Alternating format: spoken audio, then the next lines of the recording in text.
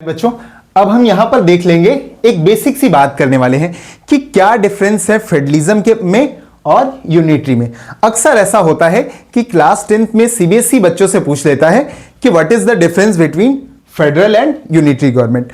अब रीजन ये है कि बच्चे कई बार क्लास 10th में यूनिटरी गवर्नमेंट के बारे में नहीं पढ़ते हैं और उन्हें लगता है ये क्वेश्चन कहां से आ गया, तो इसके बीच का डिफरेंस समझ लेते हैं।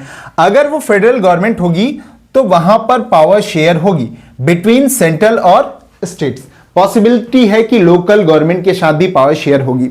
और अगर यूनिटरी है तो क्या हुआ, all powers are with central government. किसके साथ होगी, सेंट्रल गवर्नमेंट को अगर सारी पावर है तो वो यूनिटरी गवर्नमेंट है।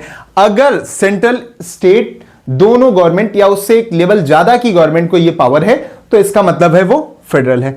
एक और बात, स्टेट को जो पावर है वो कॉन्स्टिट्यूशन वो डिसाइड करता है कि ये आपकी लिमिट्स हैं और ये सेंट्रल की गवर्नमेंट है। यहां पर आप देखोगे कि यूनिटरी फॉर्म ऑफ गवर्नमेंट में स्टेट के पास बहुत लिमिटेड पावर्स होती हैं।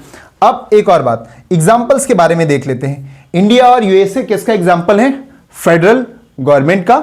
और यूनाइटेड किंगडम और श्रीलंका एग्जांपल है यूनिटरी फॉर्म ऑफ गवर्नमेंट की। क्लास 10th में आप तो बाकायदा एग्जांपल भी पढ़ते हैं कि what happened if we don't share the power. और श्रीलंका का केस स्टडी हम पढ़ते हैं। अब ऐसे में मेरा सवाल यह है कि हमने यहां पर इंडिया को लिख तो दिया कि India is a federal country और इसका एग्जांपल कर दिया, लेकिन क्या इंडिया एक फेडरल कंट्री है?